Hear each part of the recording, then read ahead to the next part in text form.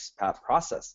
You are an expat if you're currently outside of your country, working in a different country, and most of you guys should already be in South Korea currently at a job, and maybe you're looking to transfer to a new position or a new type of school entirely. So we're going to give you all the details on how to do that. All right, so let's jump in.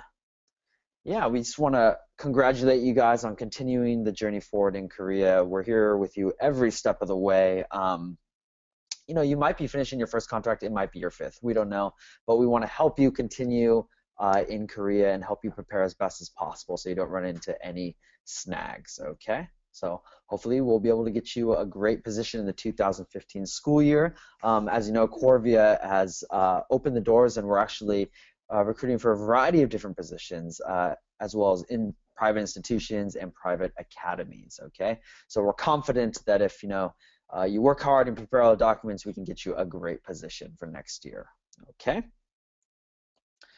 So who are we, and who are you going to hear from today? Actually, this is a pretty cool webinar. It's usually it's just me speaking, and it gets kind of boring, I guess, but we're going to liven this one up, and we're actually going to hear from a variety of different people. You guys already met Sarah Lim. She introduced us. She's a recruiter. We're also going to hear from Ashley An, who is Korvia GEPIK coordinator, the head GEPIK coordinator at Korvia, and our senior director at Korvia, Ann Park. She's going to be with us when we are talking to our special guest speaker. And actually, Ann, could you say hello? Hello. That was everything I hoped it would be. All right, yeah, Ann's going to be back with us, and she's going to have a lot more to say. Okay, so what are we going to cover today in today's webinar? We're going to talk first about the documents. These are the documents you're going to need to obtain and complete and secure that position. Also, we're going to talk about the interview process, as well as you know, what you can expect, the different kinds of interviews as well. Then we're actually going to have our guest speaker. It's a fellow Corvian. His name is Jason Balbuena, and he's going to sit down with us, and he's going to pretty much give a hands-on account of what you might experience when going through the interview process. And finally, we're going to have the Q&A, where we're going to answer all your questions that you guys have, as well as any questions we've already received. Okay? So yeah, documents, interview, guest speaker, and then we're going to do our Q&A. Okay, so who's this webinar for? It's for expats, yes, but you know, some of you guys might find from this list that this is the situation that in fact describes you. First, this webinar is for those transferring from a hagwon to a public school. Also, those that are transferring from one public school position to another, not renewing, but from one public school to maybe another school in the same city or in a different city, or maybe even across the country for all we know. And also those transferring from a public school position to a private school position, not a hagwon, but a different type of position, okay? So if those describe you, great, you're going to get some information regarding all those transfer processes, okay? All right, so first we're going to talk about the required documents. I know you guys might be thinking, oh God, it took me so long to get those documents before, and it was such a headache. And yes, you do have to obtain much of the same documents again, but it's a little bit different process, and it's a little bit less of a headache and definitely less expensive. So remember, we're going to talk about two sets of documents. One is going to be the application documents, and those are going to be the ones you need to submit to Korvia so that we can present you to schools. And then the second round of documents is called the final submission documents. Those are going to be the ones that after you receive the job interview, you need to prepare so that we can secure that position and get all your visa stuff sorted out, okay? So with a little bit of hard work, you'll be on your way to securing a great new position in South Korea. All right, so let's just jump in. Let's talk about the application documents. Again, these are the ones you need to start the application process. If you have not already started preparing these, we highly recommend to do so now, because coming up is going to start to be the prime interview period. First, you're going to need a GEPIK application. You're going to need a resume that's updated for 2014. Make sure to put your previous, all your experience, including your most recent position, as well as fill out the SSQ, which stands for the Standard Screening Questions form online. Your recruiter is going to provide you with that link.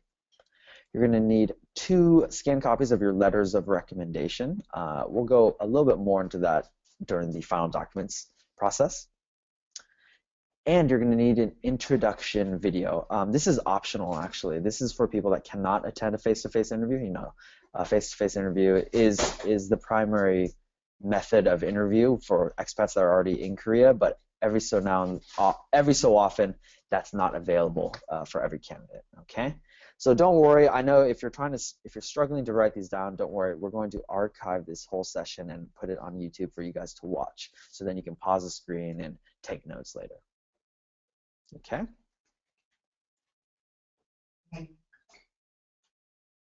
All right, so let's move on to the final required documents. These are the ones you need to secure that position after getting the go-ahead and getting doing the interview and confirming that you will indeed be their next teacher.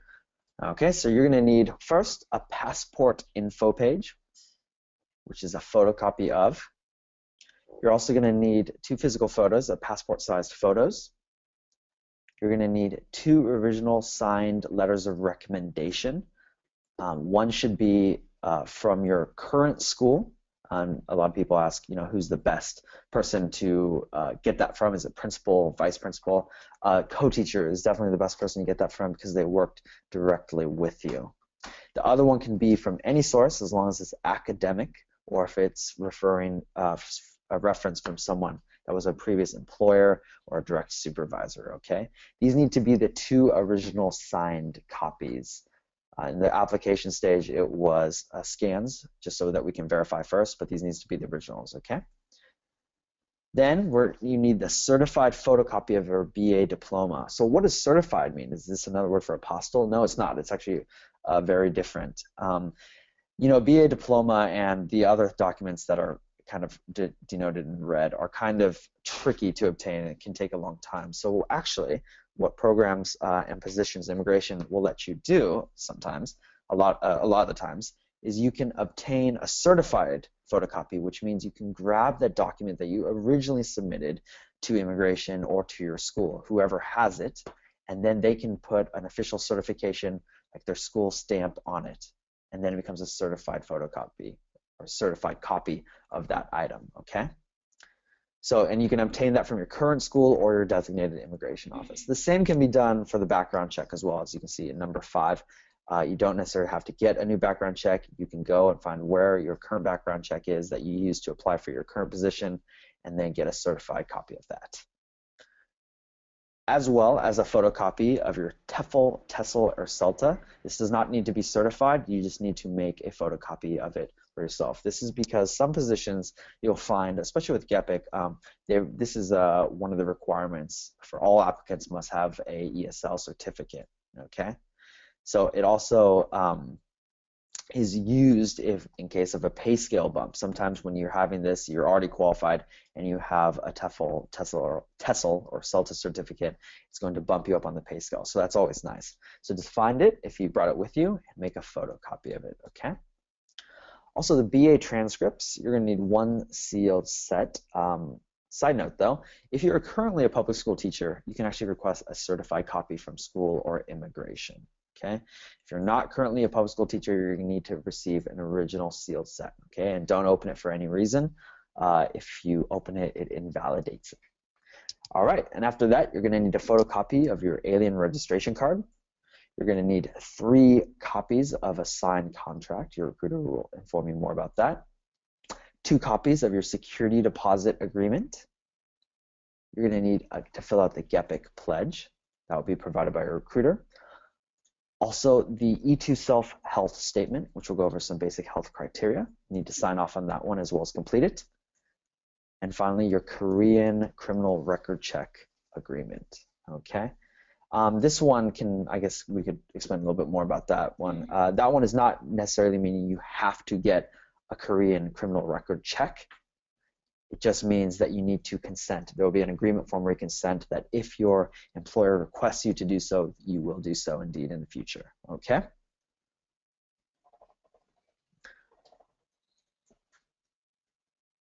Okay, So those previous documents we talked about, those are pretty much needed by every single person. Now we're going to talk about some documents that are also needed, but are really, situation exclusive, I guess is the best way to say that. So these required documents are actually for Korean heritage applicants, want people that immigrated to the United States at a young age, or to Canada, Australia, or any of the 7 native English-speaking countries. First, they're going to need a middle and high school attendance proof. That can be in the form of a photocopy of your diplomas, or it can be also your transcripts, a photocopy of your transcripts or originals. Actually, I have a question. Can we chime in, Anne, or we're going to do Ashley? Ashley, can I ask you, do the transcripts need to be photocopies for the middle high school, or can it be the originals? Does it need to be the originals? It doesn't need to be original. You can just submit a photocopy of your middle school or high school transcript. Great. Okay. All right. So yeah, you guys can submit a photocopy of either of the diplomas or transcripts. Okay. Also, you're going to need a proof of citizenship. This is actually relatively easy to do. You just need to prove that you are a citizen indeed of the country you listed on your application that you're a resident of. This can be done in a photocopy of a citizenship card, a naturalization certificate, a birth certificate, or even a government-issued ID. That could be along the lines of a driver's license or any kind of ID that your government issues. Okay.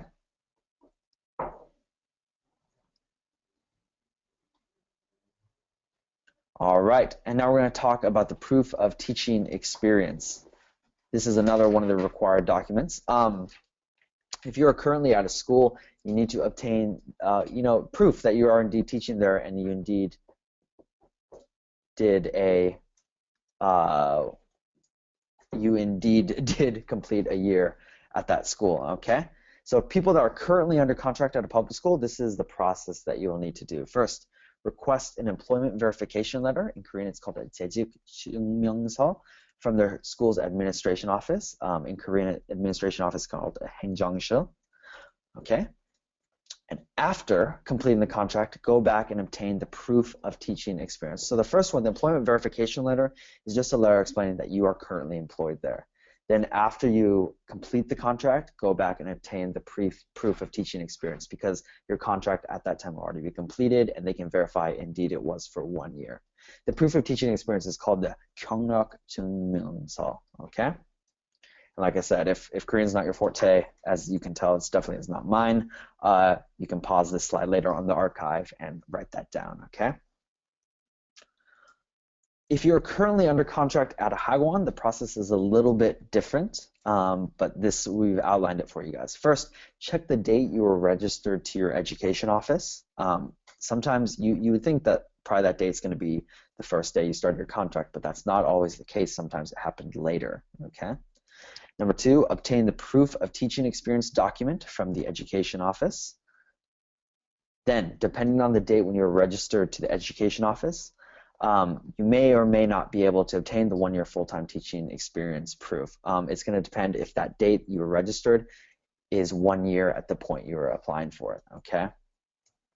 If not, that's really out of your hands as well as our hands, to obtain. So if not, we're sorry, but most people should not encounter a problem with that, okay? And also the 1-year full-time teaching experience, that's also used for a pay scale bump.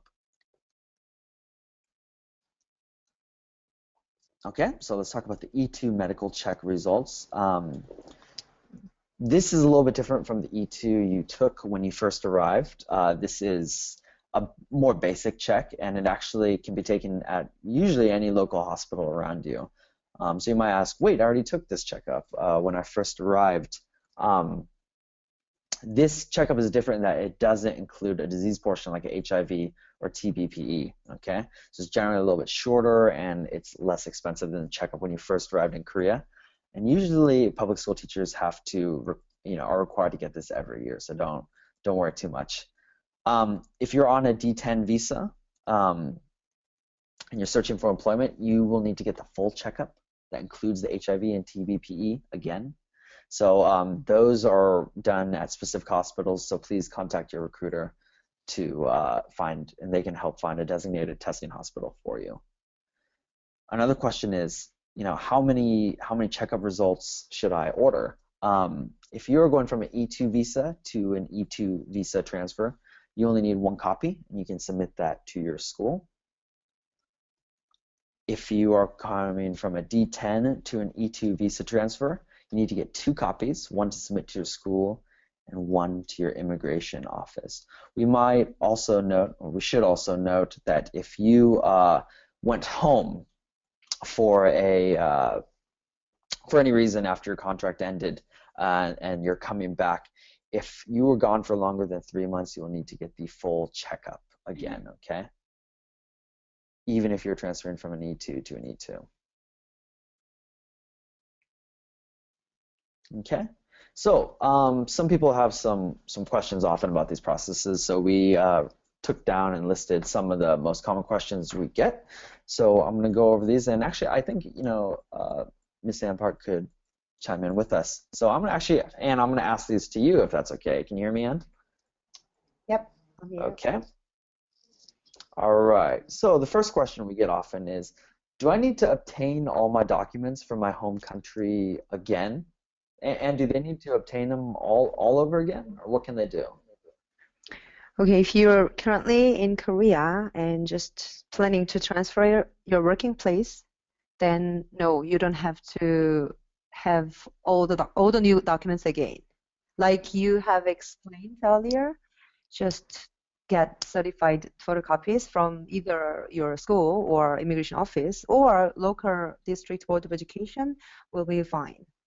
However, if you are not in Korea currently, and if it's gone back longer than 3 months, then yes, you're gonna have to prepare your criminal background check and apostille those things again. Okay, great. All right, let's take a look at question number 2. Who at my current school should I get a letter of recommendation from? Yeah, and if they're getting that letter of recommendation, should they get it from the co-teacher, the principal, or vice principal? Yeah, they can get those letters from principal or vice principals, but the best person who you can get the reference letter would be your co-teacher, who at least know how you teach, what kind of relationship you're having with your students, and those things. If you're currently working at private institutions, you can ask your supervisors or directors for getting a reference letter. However, it is not allowed for you to getting a letter from your, foreign head teacher or Korean co-teacher. If you're working at a private institutions, it's not allowed, unfortunately. So try to getting a letter from supervisor or director, and it is okay for the letters can be written in Korean or English. Oh, by the way, it has to be a written signature, signed one, original ones. You need to scan copy of those documents. Right, yeah, it has to be original signature in ink. If they have like one of those Wacom or Wacom tablets where they can digitally do it, those aren't accepted. So it needs to be a physical signature. Also, a really good point that if you work at a Hagwon right now that has a large foreign staff, you might have a direct supervisor that is a foreigner, or from the same country you are from. Those people should not write a letter of recommendation. Okay. All right, let's go on to question number 3. All right. Can I just use the transcripts I submitted to my current school? And this question is kind of going back to, do they need to obtain these documents from their home country again? If they have transcripts that they submit to their current school, can they use them? Yes. Technically, because it's just a transcript, right? It's not a degree or something. I know you can simply order those transcripts, by clicking internet through your university website, right? So technically, it is supposed to be ordered the new sealed transcripts from abroad. However, if you're currently working at a public school systems, then you can actually get the same certification. Like you can put either your degrees and criminal background check. It is allowed for you to getting photocopies from your current school, as well as you can get the same certified copies from the immigration office as well. Okay. Mhm. So hopefully that helped answer some questions for you. All right, so now we're going to move on from the documents section to our next section, which is all about the interview. And during this session, we're going to talk about the different scenarios you might encounter, as well as how to plan for it, and general tips and advice that we give you. Okay, so here are the three different types of interviews with, as you can see, the percentage of the likely event that it will happen. First is an in-person interview, which is the most preferred method by schools in Korea, and that's pretty much likely how it's going to happen, about 80% likely. In the case that cannot happen, you might do a virtual interview, which is done over Skype, and this is for people that cannot attend an in-person interview, either due to distance or time constraints. Less likely, but it sometimes is done that way. In phone, this is usually not likely at all, but it can be done as backup or in case of an emergency. And this is when you can't do an in-person interview or a Skype interview for whatever reason. Okay?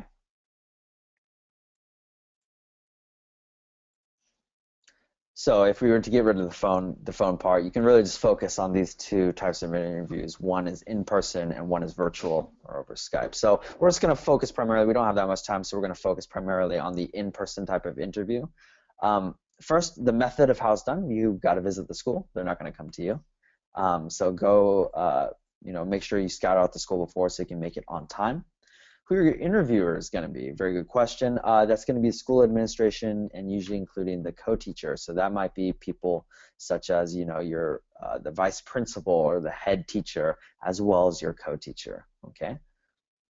How long will it take? The duration, it can be anywhere from 30 minutes to about 1 hour, depending on, how many people are interviewing that day or how long they want people to demo teach for, which we'll talk about in a moment. And what should you prepare? Always make sure that you bring your resume with you. That's really something for any job you will apply for in your life. But also prepare a full demo lesson plan because most likely they will ask you to teach in front of the administration, in front of your co-teacher, so that they can get a sense of what kind of teacher you will be at their school. Like I said, it's definitely better to be prepared for the worst case scenarios and be prepared for the best case scenarios. So they might not ask you to do a full demo lesson. They might just talk to you a little bit and ask some questions, and then you're on your way home. But you should definitely prepare this just in case because it's better to have it than to not have it. Okay. And as far as attire goes, business casual is preferred. You don't necessarily have to suit up and be dressed to the nines. You can just wear something that looks businessy, casual-ish. Okay. So you might be wondering, everyone, what kind of lesson plan should you make? Every teacher has a different idea of what makes a great lesson plan, and you might be worrying, is it going to be the kind they use? You don't have to worry about that. They're just looking really to get a sense of how you teach. So, I can suggest this. If you are currently at a public school position, find the best lesson that you taught this year, and then condense it a little bit, but make it usable for in front of a audience. By the way, we're going to talk about this a little bit later, but when you're doing this demo lesson plan, you're not just going to say, oh, we're going to do a greeting, then we're going to do a review, then we're going to do objectives. You're actually going to act it out like an actor on a stage, okay, like you are teaching, and your students are going to be, the administrative staff. So make sure you're comfortable with that and prepared, and make sure your lesson type is capable of doing that kind of thing, okay? Yeah, so if you're a public school, try to emulate, your best lesson plan to use. If you're currently at a Hagwon and you have, a structure that was decided by your book or the curriculum that you used, we have on the left-hand side, you can see we kind of have. I was a teacher myself at a public school, and this was generally the format that every lesson followed. So I can suggest using this as a basis. You don't necessarily need to do every step, but just use it as guidelines, okay? So let's go over that really quick. First is, usually start out with something like a greeting. So you might say, good morning, class, and then you wait for them to respond, or you do some motion that they should respond, to get them ready and know that they're starting the class. A good thing to always do is review activity so that they remember and they don't forget what they learned at the last class. Then the next thing is objectives. Always, it's good to let the students know what they're going to be learning that day, okay? Because if they have no idea, and maybe after they do the whole lesson, they still have no idea what they learned. So let them know what they're going to learn that day. And then you can start getting into your lesson content. This is really where the freedom is completely up to you. You might start out with a video, and then you'll do some sort of listen and repeat exercise with them, and then a worksheet. Or you might flip that completely around. They start with a worksheet, then do a song, a chant, and you're dancing and singing along with them, and you may have no listen and repeat. That's completely up to you. Just find something that you think would be best. And then usually a lot of schools are looking for someone that can lead a kind of dynamic activity, if I might say it like that. A dynamic activity is something where it maybe gets them out of their chairs, or gets them excited or having fun. Not just another worksheet as an activity, but something that gets them to use it, to speak, to make it live. Okay. So yeah, these, as I said, these are just suggestions. You don't have to do it, but generally, if you're coming from Hagwon and you have no idea what a lesson plan format looks like for a public school, this is generally what you can use. Okay. Also, a very important note is keep in mind that you might not have access to all the luxuries you have regularly in the classroom. For example, you might go have the best PPT of the best activity ever, and then you walk into the room for the interview and there's no computer screen, there's no TV screen, there's not even computer in there for you to use that PPT. Okay, so have some backup options. Prepare a PPT, that's great. Also have something maybe visual to bring along. That might bring it out. I just had a really great idea. That would probably look really, really nice if they brought in some materials with them to the interview. That'd be great. Okay. And please plan for the best and worst case scenarios. Also remember, you're going to be teaching to the staff, and they're probably not going to participate in what you are telling them to do. So if you say, you might not know their names, just act like they're students and say, hello, Minsu, how are you today? Something like that. And when you're doing the activity, act like the students are doing the activity. If you say in your presentation, you say like, okay, do you have any questions? Then you can answer something like, oh yes, that was a good question, Minsu. And indeed, it is going to be sunny today. Something like that, okay? So you can have fun with it. That's definitely a key thing to brightening it up. They're wanting to see, your personality come out of this. So we recommend taking these steps to create a demo lesson plan. First is choose a subject. Don't try to do every single subject. Don't try to teach them necessarily all 26 letters of the alphabet, or the whole entire grammar, some huge grammar structures. Choose one thing. That might be as simple as teaching them the phrase, I like fish, or I like dogs, or I like chicken. Okay, so choose one focused subject, then create the lesson plan off of that. Also, remember to tailor it towards the type of school you're applying to. So if you're applying at an elementary school, don't make a high school lesson. That'll just go way over their heads. Prepare something for the elementary school. If you're doing at a middle school, prepare something for a middle school level. Okay. Next is practice, practice, practice. Know this lesson plan like the back of your hand, to where you can do it in front of anyone or in front of no one. Okay.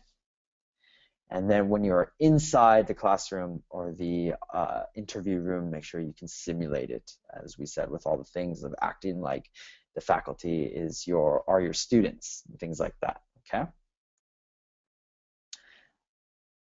Generally, what they're looking for, as I said before, is your personality, but that's made up a lot of your energy. They want to see are you going to be an energetic individual, or are you someone that's just really laid back and you don't have that much excitement about teaching. They also want to see your enthusiasm. Like are you excited to be teaching at all? Are you excited to be teaching English to students? Kids really pick up on this type of stuff, so that's why they're looking for it. As well as your professionalism. Are you a teacher that they're going to be able to trust? Also one that's going to abide by the school rules and stuff like that. They're looking for these things. So remember, energy, enthusiasm, professionalism, it all goes into the final equation for if they want to choose you. Okay, so now we're going to answer some frequently asked questions regarding the interview. We're going to hear again from Anne. Okay, so Anne, the first question is, I currently work until 4:40 p.m. Can I do the interview on the weekend? And that's a really good question. You know what? You make me wait so long, so my Uh, voice gets so down. Anyway, right. If you work until 4:40, actually, if you're working at private institutions, you work later than 4:40 usually, like 6. mhm. If that is the case, having an interview during the weekdays is almost impossible, isn't it? Because public schools usually finish at 4:30. So what should they do in that case, do you think? Um, if you Some high schools teachers are waiting, and if you're great and candidates who's getting excellent reference, then they might be able to wait for you. However, most case you're gonna have to make yourself available before 4:30 at least. You're gonna have to maybe ask your school about permission for having a day off. But I can understand it's really hard for the private institutions, and that's why you're telling them about making Introduction introduction video. video just in case, optional. Yeah, but if you're thinking about having an interview during weekend, I don't think so. I don't see that case often. Yeah, that's a really good point, and I'm sure that your school that you're at will be hopefully be more than accommodating if you say to them, "Hey, look, Mm. I need to go to this interview to continue, teaching in South Korea. Can I get off a little bit early, or maybe can I come in a little bit later?" And then you can work that out with the time that the school's requesting you. Yeah, you can always discuss about those things with us. Can you hear me? Yeah. Yeah. However, like if you are applying for the job which is really close from Seoul, right? Then you can expect that there are more candidates available. So if the school have other candidates available for having an interview, why wouldn't they consider too much about your schedule? Right. So, but I think it's okay if you are flexible about those, school locations and stuff, then it could be negotiated. Yeah, very true. We also forgot to mention that, this interview might not just be you interviewing for that position. It might show up and there could be 5 other people there, all there interviewing for the same position. So keep that in mind that this is competitive and you need to try to make yourself as free as possible as well as present yourself the best way possible. Okay? Mm-hmm. So let's go on to question number 2. How early should I arrive for the interview, and where do I go once I arrive? Yeah, and if they should they arrive like 30 minutes early, 5 minutes early, an hour early? Yeah, imagine that you're applying jobs in Gyeonggi-do province, so you're gonna have to see the transportation times, right? So, and usually the schools are teachers are taking the interview times between their teaching classes. So usually they are just getting out of their classes like for having an interview. So you don't have to arrive too early, like 5-10 minutes earlier. Arriving is more than enough. And usually, like Korvia recruiters will give you where to go and who to meet and who to contact. And usually we telling you where to go. So you can go there, and if you may have a hard time to find the place, then you can call the co-teacher, which the number we're going to give. Okay. And once they get to the school, where should they go when they arrive at the school? Well, what Koreans do, they have to visit the administration office first, and then they get the visitor's Pass. pass, Yeah. and they have to change it into the indoor shoes. All Yeah, right. that's Yeah. what Koreans do. I don't know if it allowed it for the foreigners, but I think that's, good thing for you to follow the school regulations, I guess. So that's what you have to do, and you just visit administrator and tell them you're here for the interview in English. And I Uh-huh. think if you're a foreigner, then they will just, take you to the English teachers anyway. Right. Yeah. Okay. Yeah. Anne had a really good point that it doesn't matter really how early you arrive. Don't arrive too early. but the thing is to not be late because that is going to be an impression on your standing. Also, highly suggest that even though we're going to give you directions to go there and something you can show to a taxi driver, I'm sure, make sure that you can possibly visit the general area where the school is located a day or two before so you can just know, okay, this is the bus I need to take, or okay, I need to make this corner. So that way you're not running all sweaty by the time you arrive at the school. Okay? All right, let's go on to question number 3.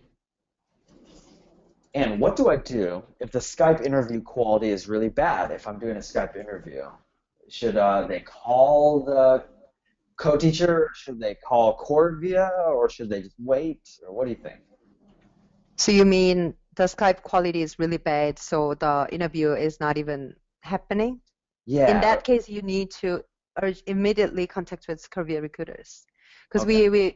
your recruiters must be ready and they know you're having an interview, and for a few minutes they probably check out like 5 minutes before your like Skype quality Okay. anyway. But even though, so if there are emergencies still happens, then yes, please let Korvia recruiters know so that we can rearrange anything with the schools if they reschedule for having another times, or maybe take place with a phone, something like that.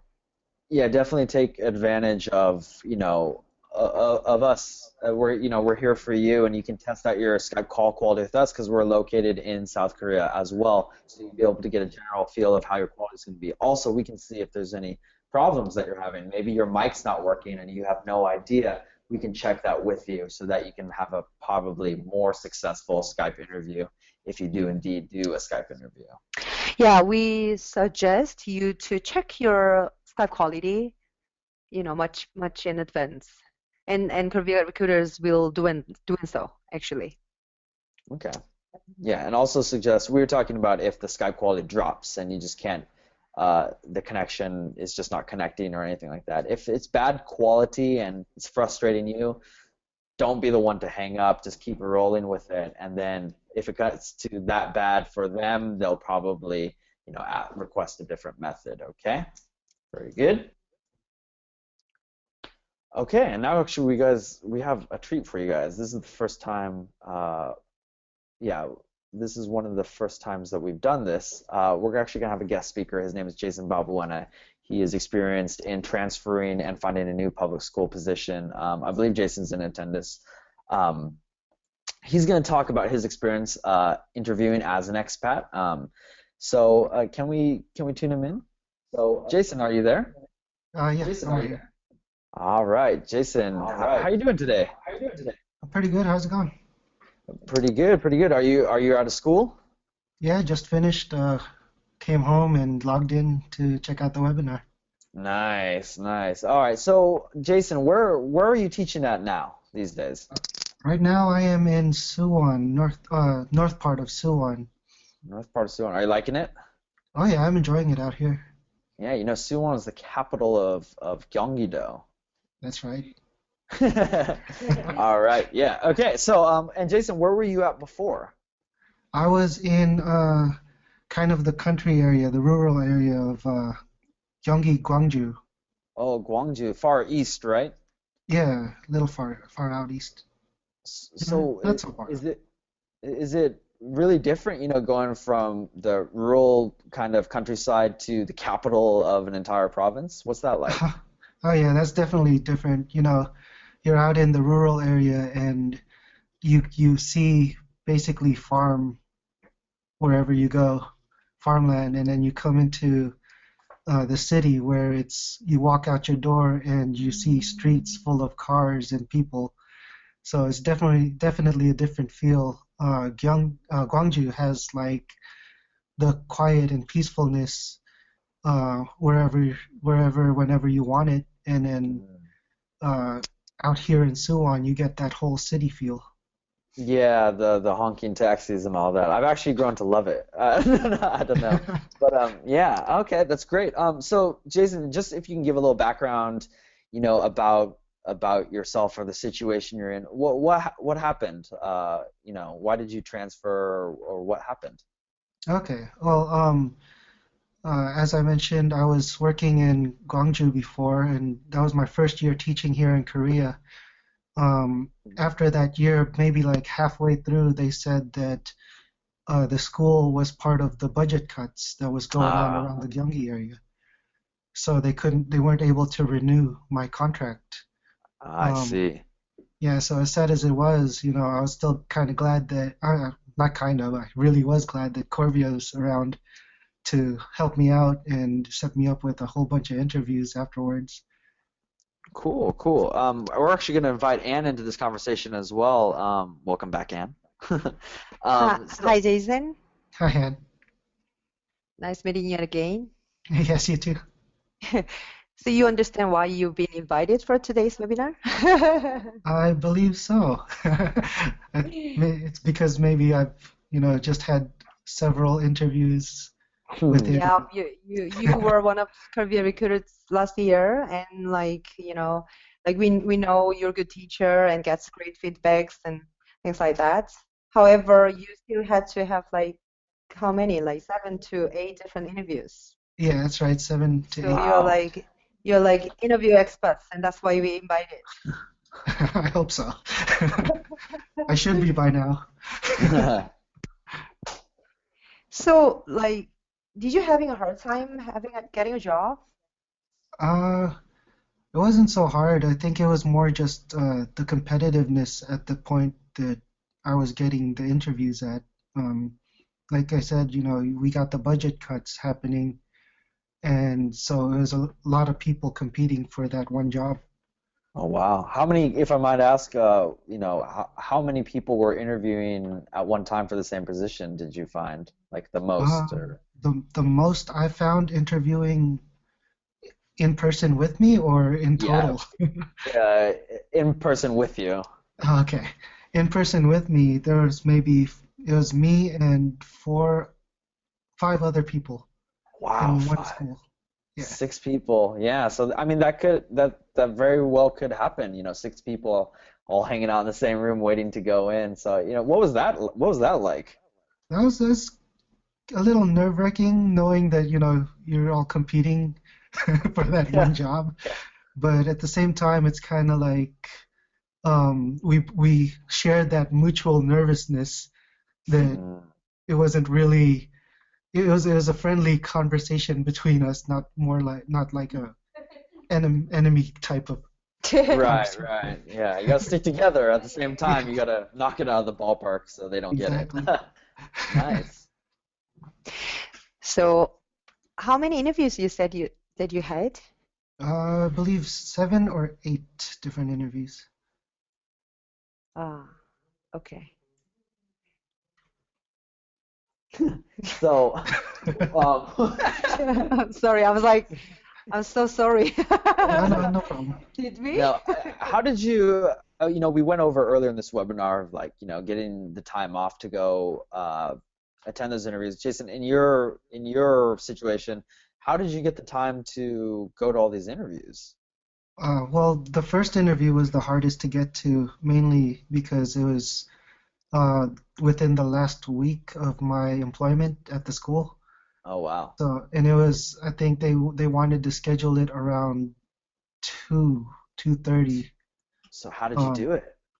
I base in well, once I got the interview time, then I told my co-teachers and let them know that I need this Thursday. I need to get off a little early so I can go interview. Were they And cool with that oh or? yeah, yeah, they're definitely cool, especially if they know your situation. Right. Um, if they know that you're not going to be working with them for another year, they'll be a little bit more accommodating to what you need to do to get what you Yeah, need done. right. What Okay. what was your visa status after that? Uh, Like how long did you looking for a job? I was looking for a job for about 2 months, and I was in the D10 visa. I switched from the E2 to the D10. Were you because you were in Gwangju when this first started happening, where were most of your interviews? Were they all scattered around, or were they focused mainly in Suwon, or how did that go? I don't know. It was pretty scattered around. I had one interview out in close to Paju, which is far Wow. north of Seoul. Yeah. And I had another one set up. Uh, I guess the furthest south I got was here in Suwon, so I Oh. got a little lucky with that. So you're just on the subway all the time, it sounds like. Yeah, pretty much. Oh, nice. And Jason, if I might ask, from these interviews you did, generally, how long did they last? I'm just curious. Were they 1 hour? Were they 30 minutes? Were they 5 minutes? Well, the longest interview I had was probably maybe 30, 40 minutes, Oh, wow. Wow. and the shortest one that I had was maybe 5 minutes.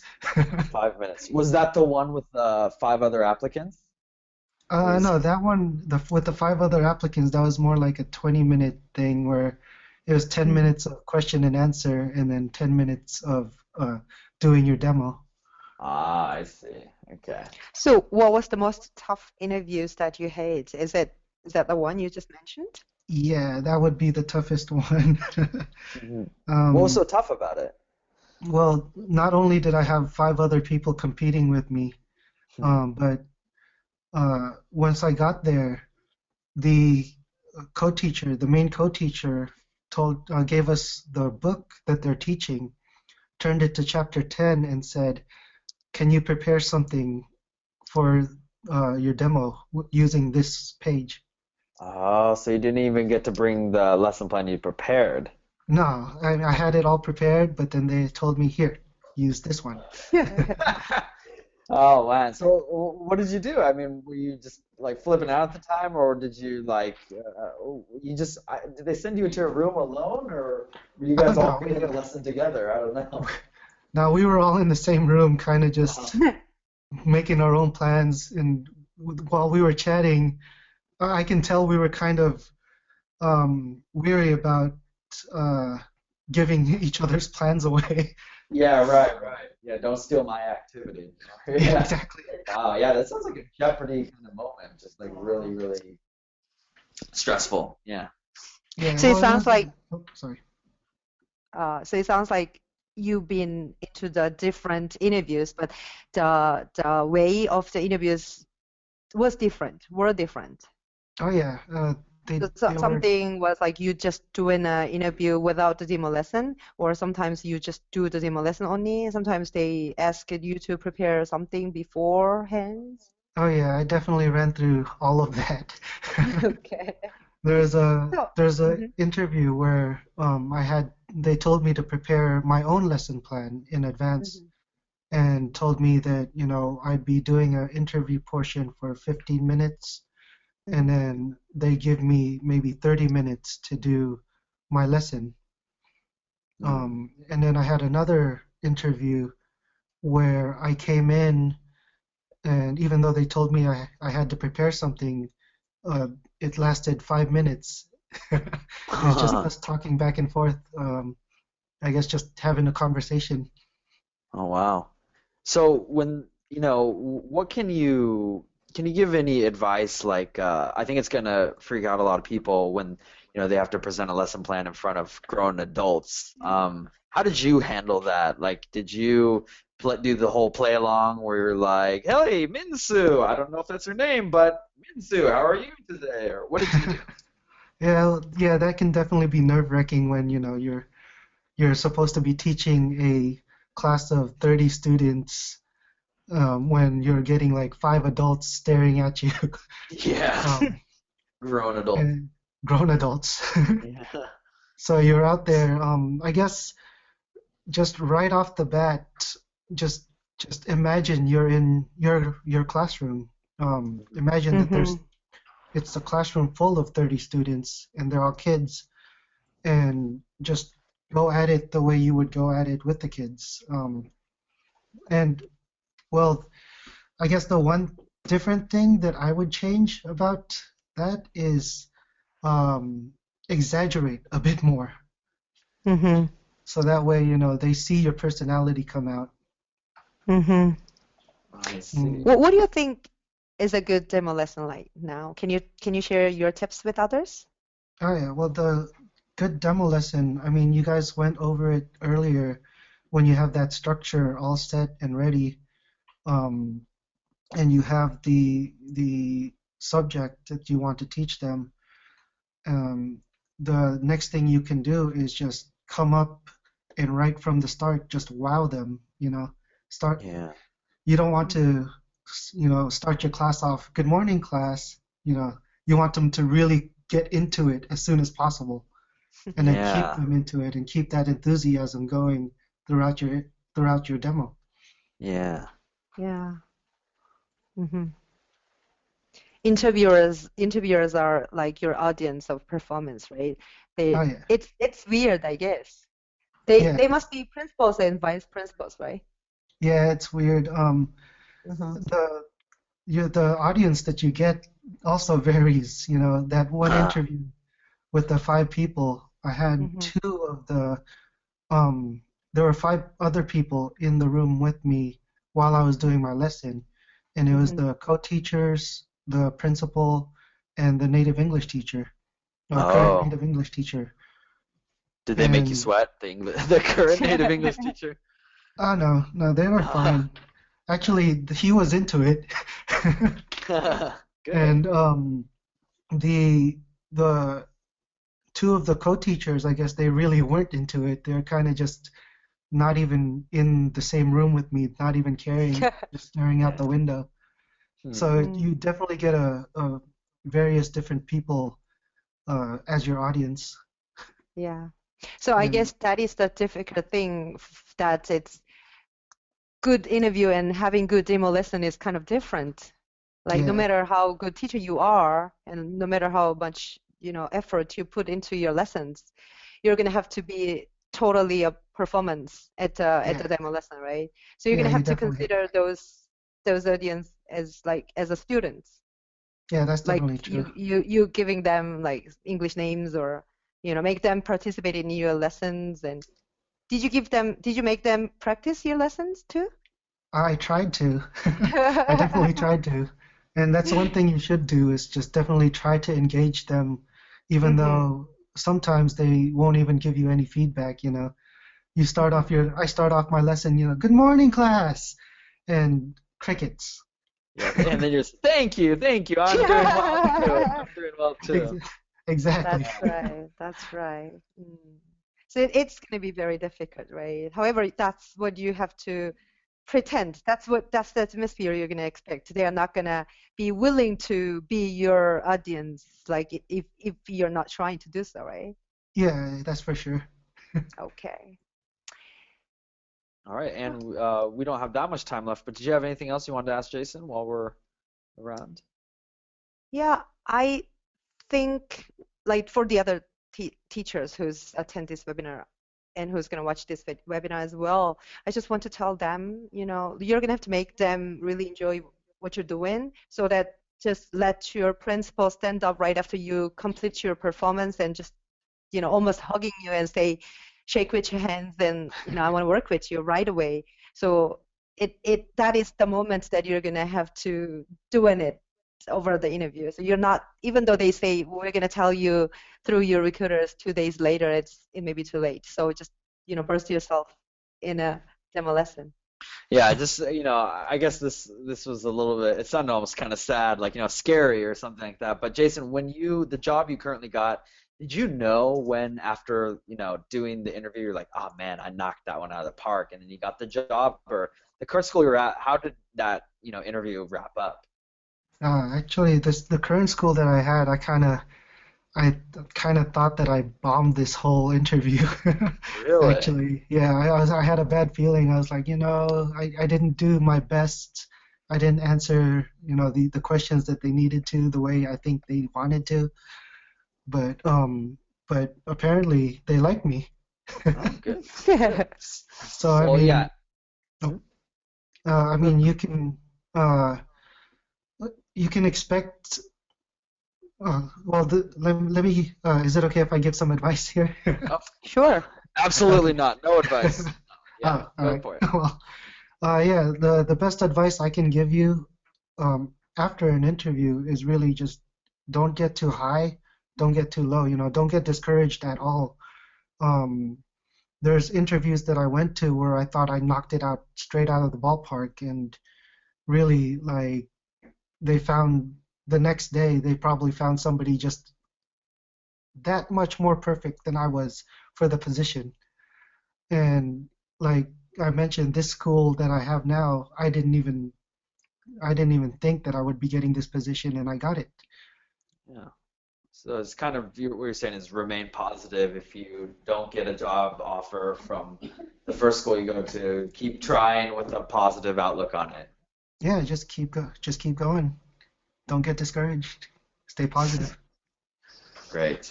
All right. Jason, we don't have that much for time, but we wanted to thank you for being with us. All right. All right, thank you. Okay. Yeah. Yeah. Jason was one of the best teachers that we personally know right now. So he was a great person to have answer all these questions we had. Anne, are you satisfied? Thumbs up? Yeah. All right. Okay. So thank you guys for sticking around. Before we go, we just want to tell you generally the timeline of what you can expect to happen from us, as well as what you'll be required to do. First, what's going to happen is after you submit your application documents, you might obtain a position lead, which means a school might check you out and figure out that they want you.